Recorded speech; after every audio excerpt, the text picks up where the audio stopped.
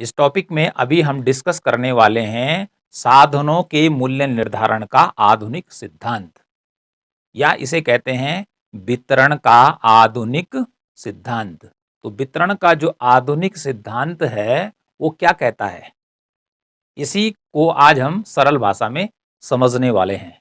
तो सबसे पहले जो साधन हैं उनको कारक भी कहते हैं, उपादान भी कहते हैं।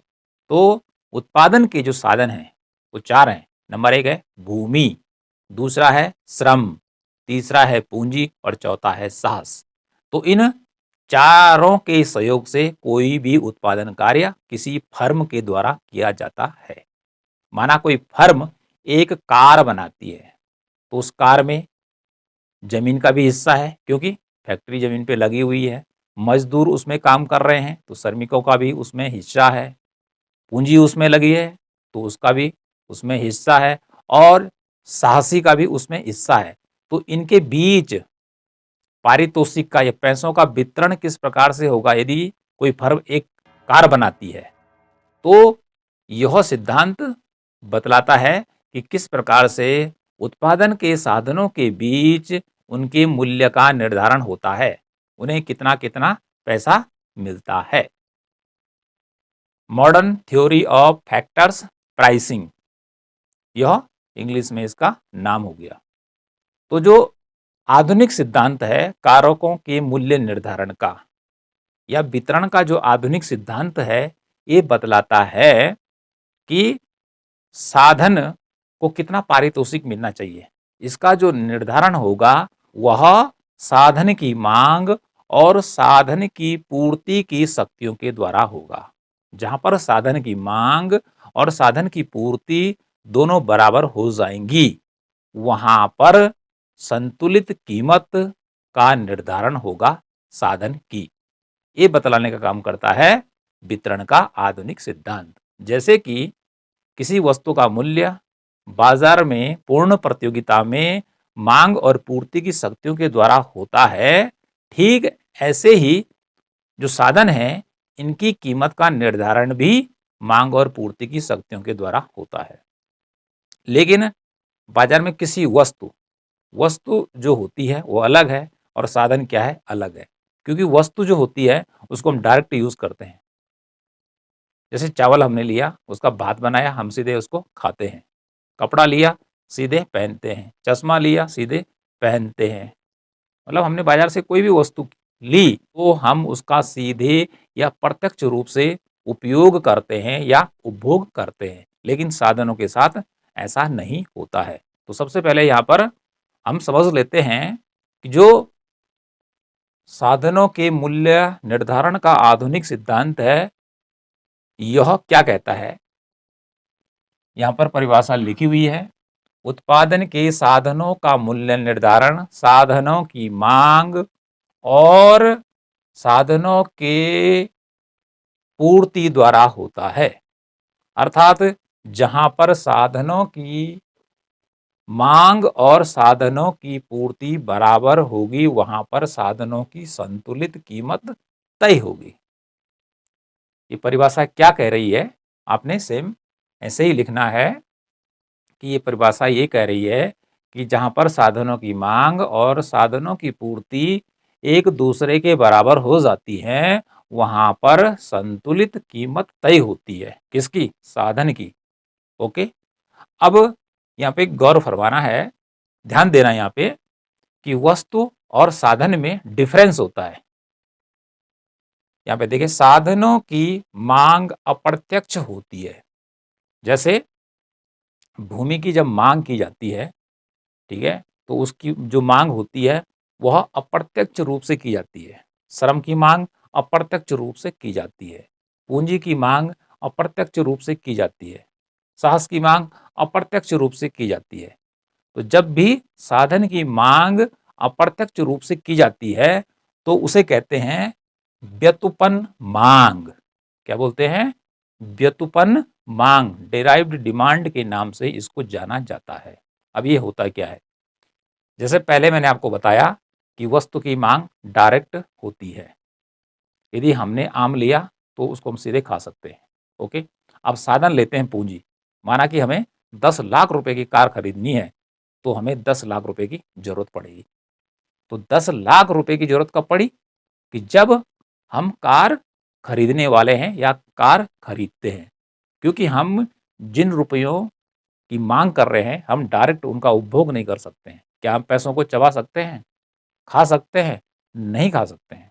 ओके, इसी प्रकार से भूमि की बात हो रही है। भूमि की भी जो मांग होती है वो भी इनडायरेक्ट होती है। माना बात, जब कोई खेती करने की सोचता है, उसके पास खेत नहीं है, वो गेहूं बोना चाहता है, उसमें चावल बोना चाहता है या कोई भी फसल बोना चाहता है, तब जाके वो भूमि की मांग करता है।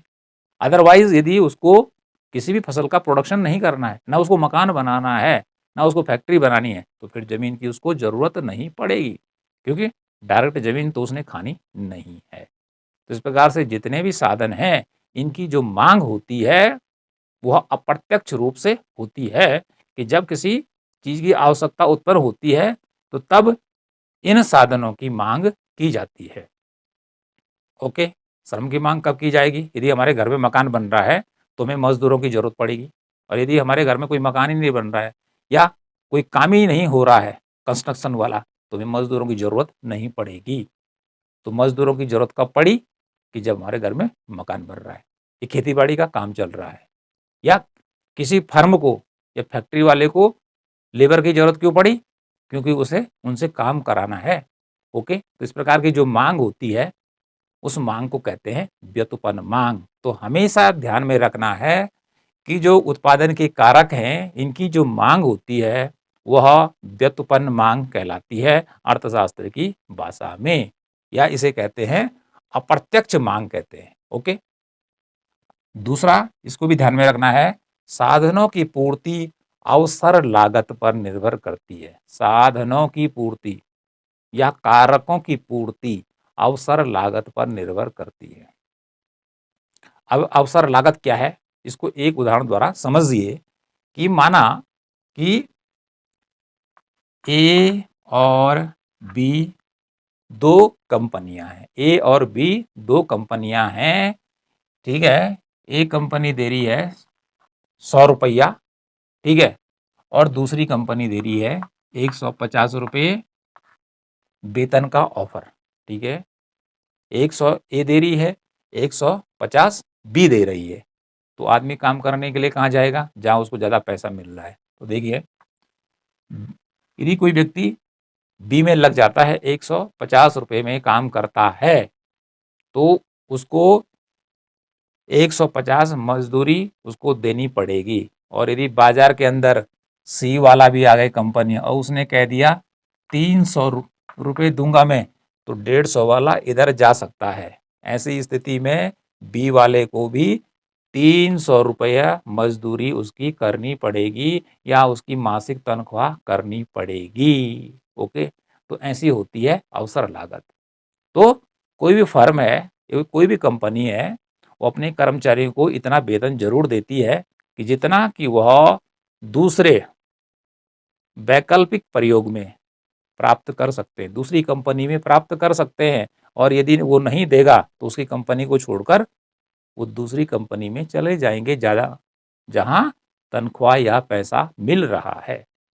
तो साधनों की जो पूर्ति होती है, अर्थात अवसर लागत पर निर्भर करती है। तो अवसर लागत क्या है? द्रव्य की वह मात्रा है, पैसों की वह मात्रा है जो कि किसी कारक को दूसरे सर्वश्रेष्ठ विकल्प में प्राप्त हो सकती है। ओके, तो ये दो चीजें आपने याद रखनी है। अगले पॉइंट की ओर बढ़ते हैं, मान्यताएं, जिसे इंग्लिश में कहते हैं एजम्पशंस। तो ये एजम्पशंस क्या है? कि वितरण का जो आधुनिक सिद्धांत है या साधनों की कीमत का जो यह मॉडर्न सिद्धांत है, इसकी कुछ मान्यताएं हैं। यदि इन मान्यताओं को नहीं माना जाएगा तो सिद्धांत काम नहीं करेगा। ओके, इसलिए अर्थशास्त्र में हर जगह मान्यताएं लिखी रहती है जब भी कोई थ्योरी आती है। तो इस थ्योरी की मान्यता क्या है? पूर्ण प्रतियोगिता, अर्थात जो आधुनिक सिद्धांत है कारकों के मूल्य निर्धारण का, यह पूर्ण प्रतियोगिता पर आधारित है। पूर्ण प्रतियोगिता में क्या होता है? क्रेताओं और विक्रेताओं की संख्या बाजार में बहुत ज्यादा होती है। वस्तु का एक जैसा मूल्य होता है, उन्हें बाजार की पूर्ण जानकारी होती है। ये तो हम पहले ही पढ़ा चुके हैं, आप इसको प्लेलिस्ट में जाकर देख सकते हैं और भी डिटेल में। दूसरा है उत्पादन में उत्पत्ति ह्रास नियम लागू होना, अर्थात जब भी किसी वस्तु का उत्पादन किया जाता है तो पहले उत्पादन क्या होता है, बढ़ता है, ठीक है, बढ़ता है, उसके बाद क्या होता है, स्थिर हो जाता है और उसके बाद घटने लगता है, तो इसे कहते हैं उत्पत्ति ह्रास नियम। तो उत्पादन में उत्पत्ति ह्रास नियम लागू होता है।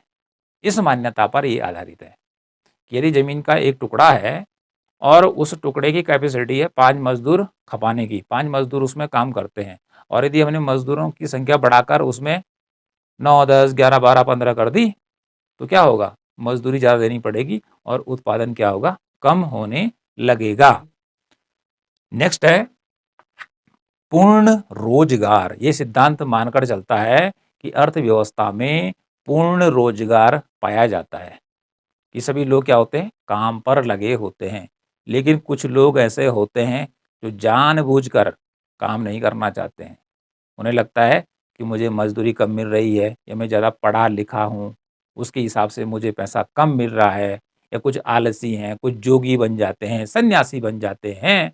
तो ऐसे लोग यदि फ्री भी है, घूम रहे हैं, तो उनको बेरोजगार नहीं माना जाता है।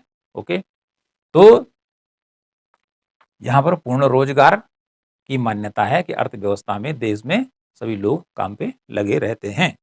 नेक्स्ट है साधन की समस्त इकाइयों का समरूप होना, चौथे नंबर पर।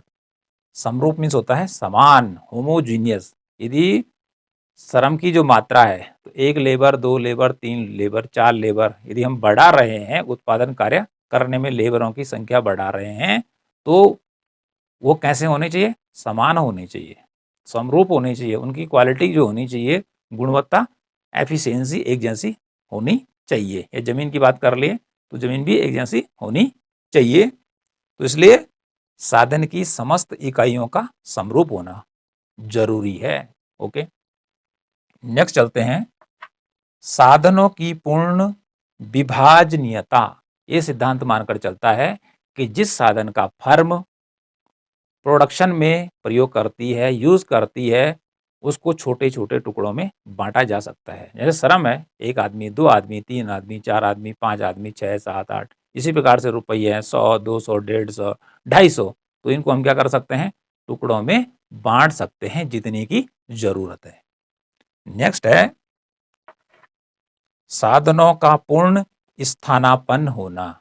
ये सिद्धांत मानकर चलता है कि जो साधन यूज किए जाते हैं वो एक दूसरे के पूर्ण स्थानापन्न होते हैं, सब्स्टिट्यूट होते हैं, एक के स्थान पर दूसरे का प्रयोग किया जा सकता है। यदि ए नहीं है तो बी काम करेगा, बी नहीं है तो ए काम करेगा। इस प्रकार से ये सिद्धांत मानकर चलता है।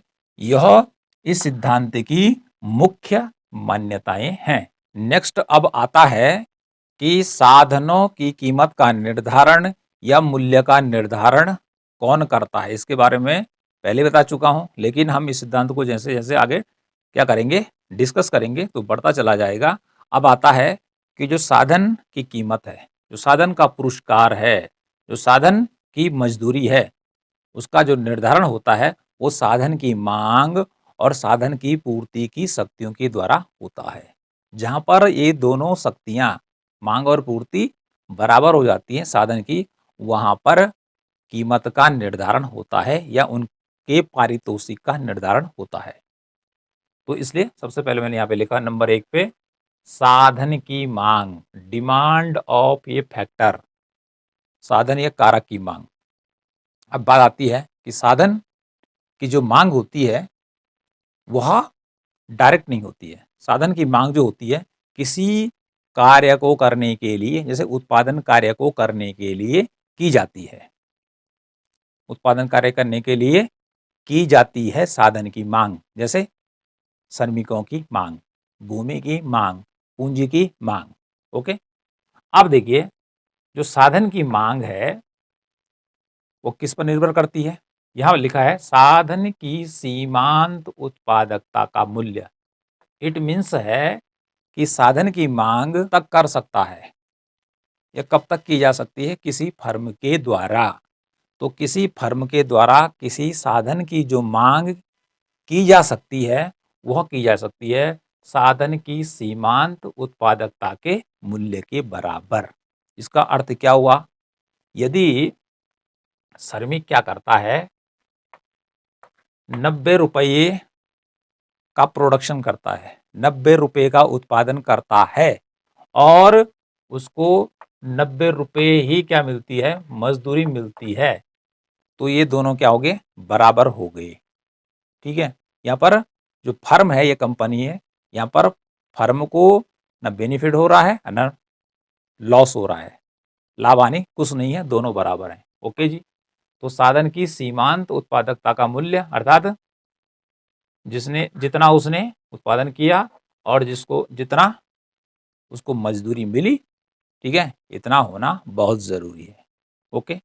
और यदि क्या होता है कि 90 रुपये का तो वह प्रोडक्शन करता है, 90 रुपये का वो प्रोडक्शन करता है, ओके, और उसका जो माल है 120 रुपये में बिक जाता है, उसका बनाया हुआ जो माल है 120 रुपये में बिक जाता है, तो उसको मजदूरी मिल रही है कितनी, 90 रुपया।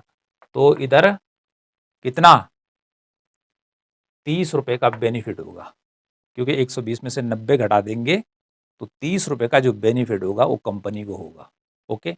तो कंपनी ऐसे में साधन की मांग करती रहेगी। लेकिन यदि 90 रुपये का प्रोडक्शन हुआ और उसकी मजदूरी हो गई कितनी, 100 रुपया, या उसको 100 रुपये देना पड़ रहा है, तो जो प्रोडक्शन आदमी ने किया, श्रमिक ने किया, लेबर ने किया 90 रुपये का, और ठीक है 90 रुपये का बिक भी रहा है 90 रुपये में, और 100 रुपये उसको मजदूरी देनी पड़ रही है, तो 10 रुपये का कंपनी को घाटा होगा। ऐसी स्थिति में फर्म श्रमिक की मांग नहीं करेगी, श्रमिक की मांग नहीं करेगी। तो कुल मिलाकर कहने का अर्थ है कि साधन की सीमांत उत्पादकता का जो मूल्य है, या हम कह सकते हैं कि साधन की जो सीमांत उत्पादकता है, अर्थात एक अतिरिक्त इकाई का प्रोडक्शन करने पर जो उसकी वैल्यू आती है, वही कहलाती है सीमांत उत्पादकता। तो उत्पादकता इतनी जरूर हो जानी चाहिए कि जितना उसने प्रोडक्शन किया उसकी कीमत और जितनी उसकी मजदूरी है उतनी कीमत दोनों की बराबर हो जानी चाहिए, तब तक कोई फर्म उसकी मांग करती रहेगी। यदि उससे ऊपर है, माना कि 1000 रुपये का वेतन है और वही आदमी 2000 रुपये का फायदा कंपनी को दे रहा है, तो कंपनी लगातार उसकी मांग क्या करती रहेगी, करती रहेगी। लेकिन तनख्वाह देती है 1000 रुपया और वही आदमी काम करता है 500 रुपये का, तो ऐसी स्थिति में फर्म उसकी मांग नहीं करेगी, उसको नौकरी से हटा देगी। ये पहली बात क्लियर हो गई। ओके जी। तो साधन की सीमांत उत्पादकता का मूल्य, उसे शॉर्ट में कहते हैं VMP, value of marginal product, कहीं पे VMP भी लिखा रहता है। दूसरा आता है साधन की सीमांत लागत। साधन की सीमांत लागत अर्थात जो मजदूर है वह जिस वस्तु या अंतिम वस्तु को बनाता है और उस पर जितना खर्च आता है वह उस वस्तु की सीमांत लागत कहलाती है। साधन की सीमांत लागत, इसमें पहले भी उदाहरण दे चुका हूं, लेकिन एक बार पुनः और बता देते हैं कि प्रोडक्शन हुआ 100 रुपये का, माल बिका 100 रुपये का और मजदूरी भी है 100 रुपया, तो ये वाला माना कि ये 100 है और दूसरा भी क्या हो गया, ये भी 100 है। ओके। तो इन दोनों को बराबर होना चाहिए, दोनों की वैल्यू बराबर होनी चाहिए। ओके। और यदि वो उत्पादन करता है कितने रुपए का, 100 रुपये का उत्पादन करता है और मजदूरी दी जाती है उसको 150 रुपया, तो ऐसी स्थिति में फर्म को घाटा होगा और वो श्रमिक को कंपनी से चलता बना देगी, हटा देगी उसको तुरंत। ओके जी। तो कम से कम इन दोनों को, अर्थात इसकी वैल्यू और इसकी वैल्यू दोनों बराबर होनी चाहिए। ओके। तब तक फर्म इन या मजदूर को काम देती रहेगी। आगे देखिए, यहाँ पे मेरे शॉर्ट में भी लिखा है VMP is equal to MFC, इन दोनों को बराबर होना चाहिए, इन दोनों को बराबर होना चाहिए। तो साधन की सीमांत लागत को लिखेंगे शॉर्ट में MFC, मार्जिनल फैक्टर कॉस्ट, ठीक है। तो ये वाला और ये वाला बराबर होना चाहिए, तब तक कंपनी उसको काम पे रखेगी। और यदि इसका मूल्य हो जाता है कम और इधर ये बढ़ जाता है, दिहाड़ी ज़्यादा बढ़ जाती है, तो फिर मजदूर की छुट्टी होना तय है। ओके, अब बात आती है डायग्राम की। अब डायग्राम को बनाने के लिए ये वाला मेरा यहाँ पे आधार डायग्राम बना रखा है, 2 एक्सिस, इस प्रकार से एक अक्ष और 2 लाइनें आपने ड्रॉ करनी है। यहाँ पे एक्स लिखना है, यहाँ पे ओ लिखा जाता है। इसके बाद जो यह वाई अक्ष है, ये वाला खड़ी वाली लाइन, इस पे लिखना है साधन का मूल्य। क्या लिखना है? साधन का मूल्य। और जो ये ओ और एक्स लाइन है, इस पे लिखना है साधन की मांग। ओके, तो यहाँ पर हम साधन की मांग का रेखा चित्र बनाएंगे, डायग्राम बनाएंगे। आपने क्या करना, देखिए शॉर्ट तरीका बता रहा हूँ जो आसानी से आप कर सकते हैं। यहाँ से पटरी रखिए यहाँ से और इसको नीचे खींचिए, फिर दूसरा कीजिए, इसको भी नीचे खींचिए, इसको भी इधर बढ़ाइए, इसके नीचे खींचिए।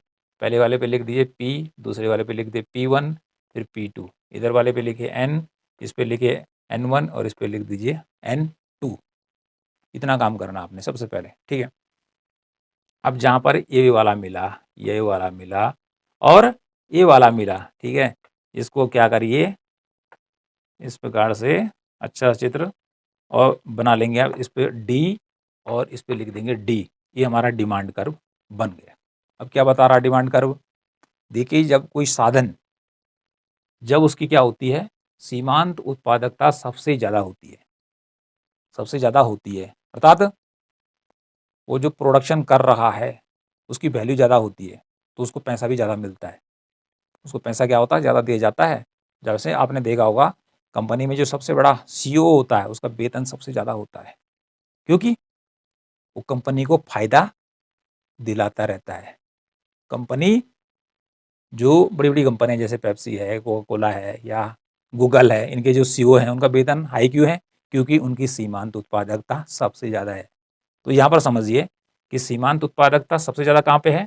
जब साधन की माँग O से लेकर N तक है, तो उस समय यहाँ से ऊपर नज़र डालिए और इधर हमने मिला दिया, तो उस समय यहाँ से लेकर OP तक सबसे ज़्यादा उसको मूल्य दिया जा रहा है। सबसे ज़्यादा उसकी कीमत है उस समय, तनख्वाह है उसकी, ठीक है। अब माना कि यहाँ से इधर की तरफ बढ़ना है, हमने इधर की तरफ बढ़े, ठीक है, N से N1, तो देखिए ये P1 नीचे अर्थात प्राइस नीचे की ओर गया। क्यों गया?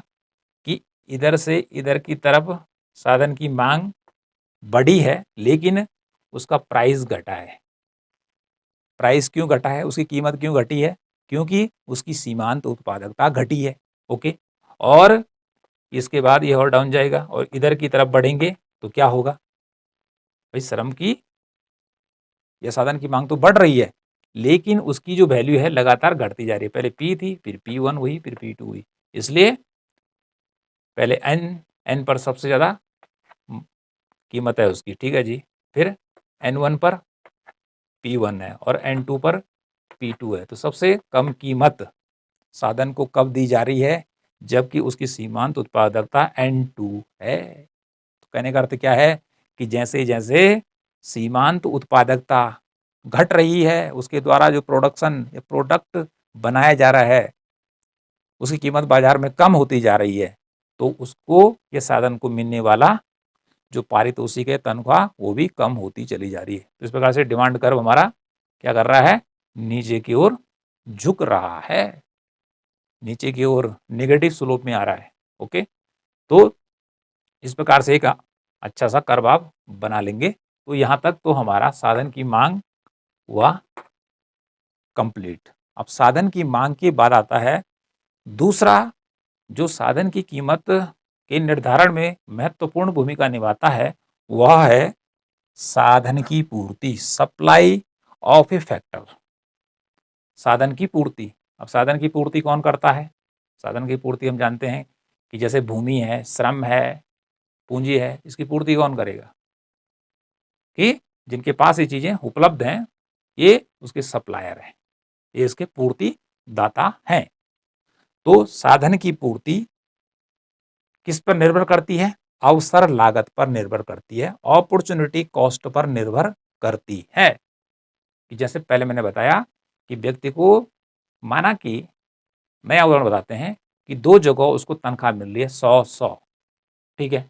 तो व्यक्ति ए और बी में उसे एक ही जैसी तनख्वाह दिख रही है, तो किसी में भी जॉब कर सकता है। लेकिन यदि एक में 100 है और दूसरे में 200 हो जाए, तो व्यक्ति कहाँ जाएगा? 200 में जाएगा, ठीक है। तो 200 में से 100 घटा दीजिए, तो उसे कहते हैं अपॉर्चुनिटी कॉस्ट। तो 200 में से 100 घटा देंगे तो 100 रुपया आ गया, तो इसे कहते हैं अवसर लागत। तो अवसर लागत फर्म को ये बतलाती है कि आपने अपने कर्मचारी को इतना वेतन जरूर देना है जितना कि बगल वाला भी दे रहा है, नहीं तो क्या होगा कि व्यक्ति तुम्हारा काम छोड़कर दूसरे काम में चला जाएगा। इसलिए इसके वेतन को भी उतना ही बना के रखो जितना अगल बगल की कंपनियां दे रही हैं। ओके, तो इस प्रकार से साधन की पूर्ति उसकी अवसर लागत पर निर्भर करती है। साधन की पूर्ति को दिखाने के लिए हम क्या करेंगे, एक और डायग्राम बनाएंगे, यहाँ पे लिखेंगे, अर्थात एक्स अक्ष पर आएगा हमारा साधन की पूर्ति, और जो ओ वाई हमारा अक्ष है या वाई अक्ष है उस पर लिखेंगे साधन का मूल्य। तो साधन की पूर्ति क्या कहती है कि जैसे जैसे साधन की कीमत बढ़ती है तो उसकी पूर्ति भी बढ़ती है, और जैसे जैसे साधन की कीमत घटती है तो वैसे वैसे उसकी पूर्ति भी घटती है। ओके, तो अब क्या कर लेंगे, यहाँ से एक साधन की पूर्ति का इस प्रकार से एस एस कर्व पूर्ति वक्र ड्रॉ कर लेंगे सीधे फ्री हैंड से। ओके, इधर से क्या करना है, प्रारंभिक बिंदु दिखाना है उसका यहाँ से, तो यहाँ पे लिख देंगे एन और यहाँ पे लिख देंगे पी। माना देखिए ओ से लेकर एन क्या है, साधन की पूर्ति है यहाँ से लेकर, तो उस समय उसको जो मूल्य मिल रहा है वह ओ से लेकर पी मिल रहा है। ओके, इसको यहाँ मिलाना है। उसके बाद देखिए क्या होता है कि मूल्य बढ़ेगा, माना मूल्य यहाँ बढ़कर पी से P1 हो गया, तो इसको यहाँ मिलाएंगे और इसको यहाँ मिलाएंगे, ठीक है जी, और ये हो जाएगा N1। देखिए जैसे ही मूल्य बढ़ा, अर्थात P से लेकर P1 मूल्य बढ़ा, तो साधन की पूर्ति क्या हुई, साधन की पूर्ति N से लेकर N1 बढ़ गई। तो जैसे जैसे क्या होगा, साधन की कीमत और बढ़ेगी तो उसकी पूर्ति भी क्या हो जाएगी, बढ़ती चली जाएगी। लेकिन एक सीमा के बाद क्या होता है, जो ये पूर्ति का जो कर्व है इधर को मुड़ जाता है, अर्थात तब कितनी भी मजदूरी बढ़े या कितना भी उसका पुरस्कार बढ़े तो उसके बाद आदमी काम कम करना चाहता है, रेस्ट करना चाहता है। ओके, अब दो चीजें हमारे पास क्लियर हो गई कि साधन की मांग, साधन की जो मांग होती है उत्पादन कार्य के लिए की जाती है, जैसे श्रमिक की मांग हम उत्पादन कार्य के लिए करते हैं। दूसरा हमने यहाँ बताया पूर्ति में कि जो साधन की पूर्ति है वह उसकी अपॉर्चुनिटी कॉस्ट पर निर्भर करती है, और पूर्ति वो क्यों करना चाहता है, क्योंकि उसे पैसे की जरूरत है। मानव श्रमिक है, वो काम क्यों करना चाहता है, क्योंकि उसे पैसा चाहिए जिससे कि वो अपने जीवन की आवश्यकताओं को पूरा कर सके। तो कम से कम उसकी मजदूरी कितनी होनी चाहिए जिससे कि उसका जीवन चल सके, इतनी मजदूरी उसकी जरूर होनी चाहिए। अब माना बात किसी ने कह दिया कि 5 रुपए की दिहाड़ी पर आ जाइए हमारे यहाँ, तो व्यक्ति नहीं आ सकता है, क्योंकि वो 5 रुपए में कुछ भी चीज नहीं कर सकता जिससे कि अपने परिवार का भरण पोषण कर सके। ऐसे में तो चुपचाप घर पर ही बैठा रहेगा। ओके, तो 2 रेखा चित्र हमारे यहाँ पर कंप्लीट हो गए। ये साधन की पूर्ति का है और पहला वाला मांग का है। अब देखिए संतुलित मूल्य साधन का कहाँ पर निर्धारित होगा, कि जहाँ पर डिमांड और सप्लाई दोनों बराबर हो जाएंगी, अर्थात साधन की जो मांग है और साधन की पूर्ति जहाँ पर दोनों बराबर हो जाएंगी वहां पर साधन की कीमत का निर्धारण होगा। अब देखिए ये ओ एक्स अक्ष है, इस पर लिखना है साधन की मांग और पूर्ति। अब जो 2 वक्र अलग अलग बनाए थे दोनों एक साथ आएंगे, ठीक है, और यहाँ पर आ जाएगा उसका पारितोषिक या उसकी मजदूरी या उसका मूल्य इस वाले पर आएगा। ठीक है, साधन का मूल्य लिख सकते हैं, इस पे साधन का पारितोषिक लिख सकते हैं।